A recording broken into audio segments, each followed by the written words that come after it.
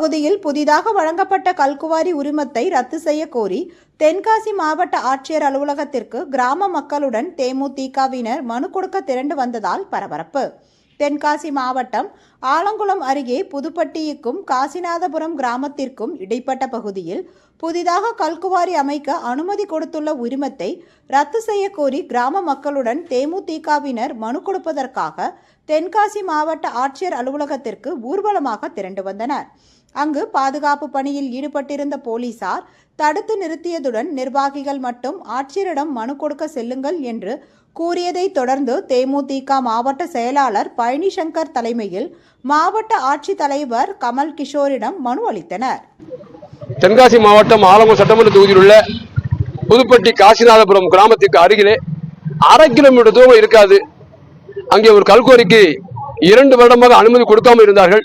ஆனால் தற்சமயம் அனுமதி கொடுக்கப்பட்டு அந்த கல்குவாரி ஆரம்பிக்கப்பட்டால் நிச்சயமாக அந்த ஊரிலே குறைந்தபட்சம் அந்த ஊர் மிகப்பெரிய ஒரு மக்கள் பாதிப்பு ஏற்படுத்தும், ஒரு உயிர் பலி ஏற்படுத்தும்.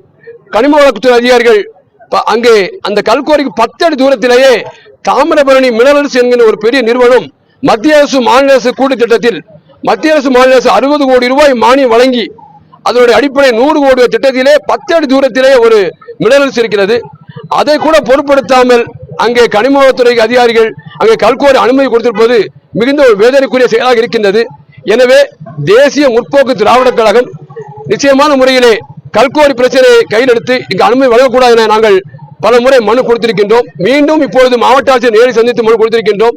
அவர்கள் உரிய நடவடிக்கை எடுக்கவில்லை என்றால் எங்களுடைய கழக பொதுச் செயலாளர் அந்நியார் அவர்களை வரவழைத்து நிச்சயமான முறையிலே அந்த கிராமத்திலே ஒரு மாபெரும் ஆர்ப்பாட்டத்தை நாங்கள் நடத்துவோம் என்பதை இந்த நேரத்தை தெரிவித்துக் கொள்கின்றேன். மேலும் கேரளாவிற்கு கனிம வளங்கள் கொண்டு செல்வதை கண்டித்து எங்கள் அந்நியார் தலைமையில் மிகப்பெரிய ஆர்ப்பாட்டம் நாங்கள் ஆலங்குளத்தில் நடத்தி முடித்திருக்கின்றோம். ஆலங்குளம் பகுதியிலே சுமார் 36 கல்குவாரி இருக்கின்றன. தமிழ்நாட்டிலேயே அதிகமான கல்குவாரி ஆலங்குளம் இருக்கின்றது. ஒரு நாள் ஒன்றுக்கு 1700 லாரிகள் செல்கின்றது. எனவே மிகப்பெரிய வேதனைக்குரிய சம்பவம். ஆளுங்கட்சியில் இருப்பவர்கள் ஆலங்குளம் சட்டமன்றத்தை காப்பாற்ற வேண்டும். இல்லை என்றால் விரைவிலே நிலநடுக்கம் ஏற்படும், நீர்மட்டம் குறைந்து போகும் என்பதை நேரத்தை தெரிவித்துக் கொள்கின்றேன். பழனிசங்கர், தென்காசி தெற்கு மாவட்ட செயலாளர், தேசிய முற்போக்கு திராவிட கழகம்.